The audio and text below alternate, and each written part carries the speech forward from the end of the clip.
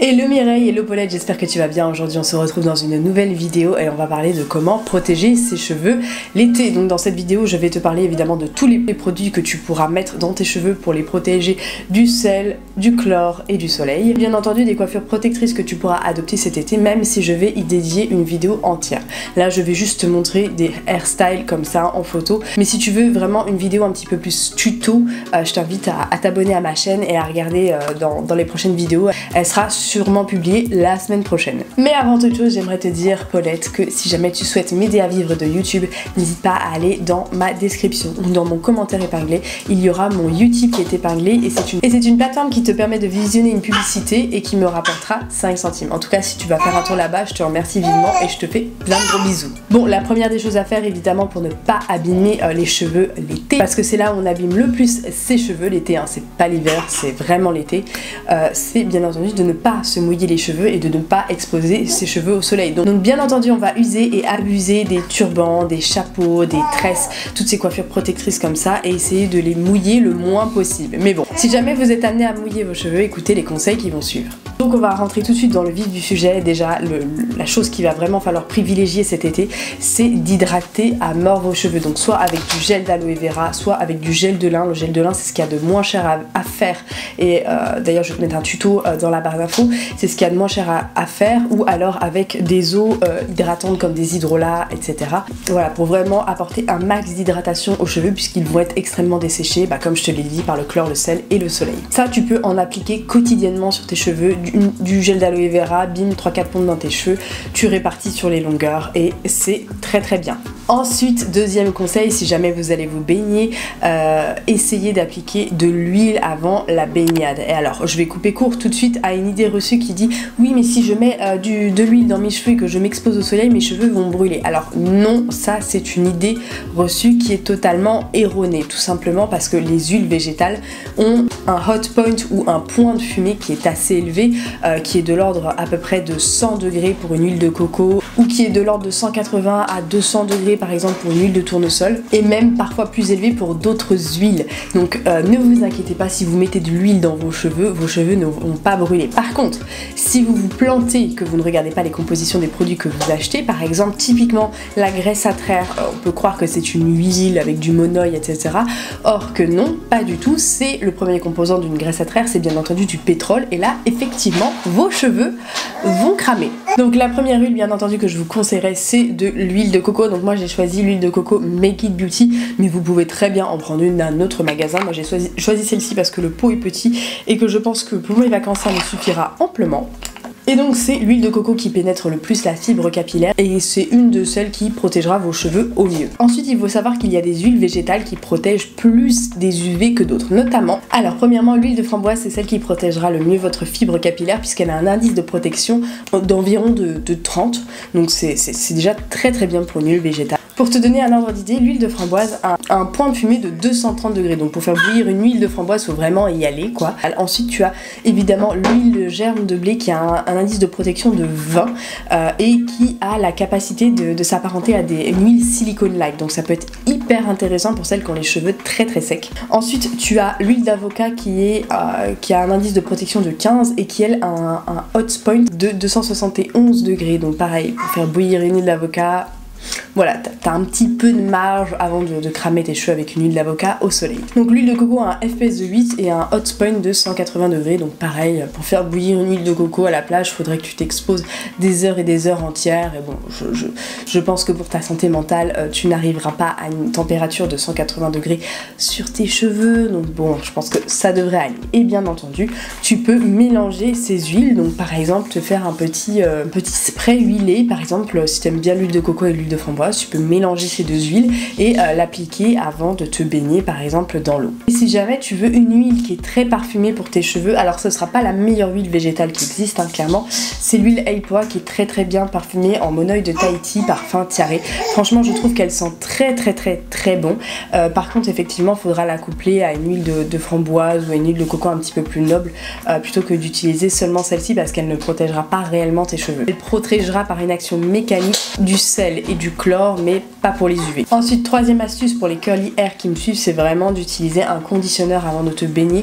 Déjà ça empêchera, si tu veux, tes cheveux de trop s'en mêler. Tu en appliques le matin, pareil avec ton gel d'aloe vera, vraiment pour réhydrater tes boucles, etc.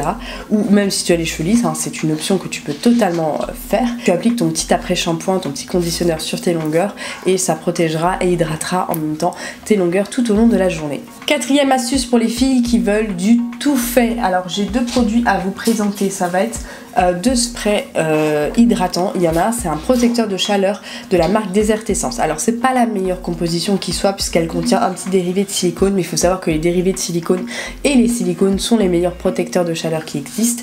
Et celle-ci elle est enrichie en provitamine B5, en huile de jojoba et en coco, et vraiment c'est un spray qui est très liquide, donc ça sera plutôt adapté aux cheveux lisses plutôt qu'aux cheveux curly, et ça c'est quand même un petit peu plus pratique à emporter dans un sac de plage et à vaporiser juste avant de te baigner. Et en plus de ça, ça sent super bon la coco. Et ensuite de la marque Aquarelle, j'ai la brume pour cheveux, protection et éclat qui va protéger des UV, du chlore et du sel. Donc ça c'est très bien, par contre elle n'est pas donnée. C'est une brume qui est biphasée. L'avantage de cette brume c'est qu'elle va protéger des UV contrairement à l'autre qui ne protège que de la chaleur. Et pareil, c'est une brume à appliquer. Hop, avant l'exposition au soleil ou pendant, vous pouvez en réappliquer. Et pareil, elle sent très bon, elle sent vraiment l'été, un parfum presque fruité, et c'est à l'huile de Karanja et Buriti. Pareil, si tu aimes parfumer tes cheveux l'été, je te conseille vivement cette brume Aquarelle. C'est une eau d'été, ça rafraîchit au soleil, et l'avantage c'est que c'est pas un parfum photosensibilisant, et ça c'est ultra important. Bien entendu, après chaque baignade, si c'est possible, il faut te rincer les cheveux à l'eau claire pour éliminer le chlore ou le sel qui sera dans tes cheveux. Si c'est pas possible, c'est pas grave, tu ne vas pas mourir. Quand tu rentreras, tu feras un léger shampoing très doux, comme par exemple la base neutre Santifolia, qui est une base neutre qui est très douce. Voilà, privilégie vraiment les tensioactifs très doux, évite tout ce qui est coca-amidopropylbétène, sodium laureth sulfate, ammonium laureth sulfate, etc. Vraiment, privilégie des tensioactifs en glucoside, c'est ceux qui sont les plus doux la plupart du temps. Ou tu peux également faire ce qu'on appelle un co-wash, c'est-à-dire un lavage au conditionneur, c'est-à-dire tu peux par exemple utiliser, voilà, comme je te disais, ton après-shampoing pour hydrater tes longueurs, mais aussi pour laver le reste du sable, de chlore, etc. Dans tes cheveux. Donc tu te laves les cheveux à l'après-shampoing, c'est ce que beaucoup de curly hair font, mais ça peut être aussi une option pour les cheveux lisses. Ensuite, si tu as l'occasion, n'hésite pas à te faire des masques ultra hydratants avec du yaourt. Bon, en vacances, bon, c'est peut-être pas forcément possible, mais il y a toujours un petit yaourt qui traîne, et avant ton shampoing, n'hésite pas à te badigeonner les longueurs de yaourt, de laisser poser ça 1 heure, et ensuite d'aller te laver les cheveux normalement avec ton shampoing et ton après-shampoing. Tu démêles, tu fais une tresse, et voilà, tes cheveux seront ultra hydratés. Ensuite, un de mes meilleurs conseils, je pense, avant de partir en vacances, ça sera de faire un henné neutre. Moi, je vais le faire peut-être 1 semaine ou 2 avant de partir en vacances. Je vais le faire poser uniquement sur les longueurs, puisque bon, en soi on n'a pas réellement besoin sur les racines, donc je vais faire un petit henné neutre. Et pourquoi le henné neutre? Tout simplement parce que le henné coloré a tendance à dégorger dans l'eau de la piscine, et j'ai pas forcément envie de repeindre la piscine en rouge. C'est pour ça que je vais plutôt opter pour un henné neutre. Ça évitera de tacher tout ce qui est serviette, tout ce qui est maillot, etc. Surtout si tu portes du blanc, si tu as les cheveux mouillés sur une robe blanche, bah le henné des fois ça peut dégorger jusqu'à 3, 4, 5 semaines après l'avoir fait, donc c'est pour ça que je vais plutôt opter pour un henné neutre. Pareil, si tu as l'occasion, tu peux emporter bien entendu des poudres indiennes, des poudres ayurvédiques. Je pense que je vais emmener mon mélange radico-organique avec un mélange d'amla, de rita et de sikakai. Ça va être des poudres qui vont vraiment épaissir, qui vont vraiment gainer la fibre capillaire.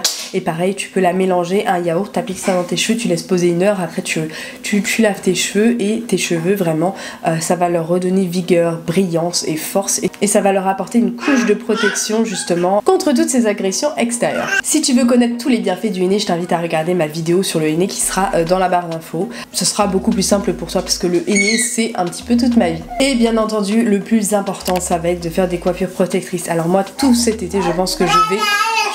Nounou, tais-toi. Donc clairement, moi je vais user et abuser des chapeaux, des turbans et des coiffures protectrices comme je vais te le montrer dans ma prochaine vidéo. Mais si tu veux voir des coiffures, des idées de coiffures protectrices, puisque je pars un petit peu en vacances en avance cette année, n'hésite pas à me rejoindre sur mon Instagram, c'est là où je te poste le plus de trucs, que ce soit dans mes stories ou dans mes retours produits. C'est vraiment là où je te fais le plus de retours, ou là où je suis la plus active en tout cas. Donc n'hésite pas à m'ajouter sur Insta. En plus de ça, j'essaie de répondre rapidement à vos messages privés, à vos commentaires. Donc bien sur Insta, on y est bien. Pour moi, les tresses, ça va vraiment être la façon la plus facile de gérer mes cheveux bouclés. Puisque tu te doutes bien que se trimballer une masse de cheveux aussi épaisse qu'une écharpe ou qu'une couverture de survie en été, c'est pas ce qu'il y a de plus pratique. Donc clairement, moi je vais passer mon été, les 3/4 de mon temps avec les cheveux tressés. Déjà, ça va les protéger un maximum de tous les méfaits des UV. Et bien entendu, ça me permettra d'avoir un petit peu plus de facilité à les démêler après la douche ou après la piscine, etc. Enfin bref Paulette, j'espère que cette vidéo t'aura plu. N'hésite pas à liker cette vidéo si elle t'a plu, à commenter un petit lion si t'as aimé cette vidéo pour permettre un meilleur référencement à cette vidéo. Et si jamais tu souhaites me soutenir et m'aider à vivre de YouTube, n'hésite pas à aller mater une petite publicité sur mon YouTube. En tout cas, moi je te fais plein de bisous et je te dis à très bientôt dans une prochaine vidéo. Bye bye.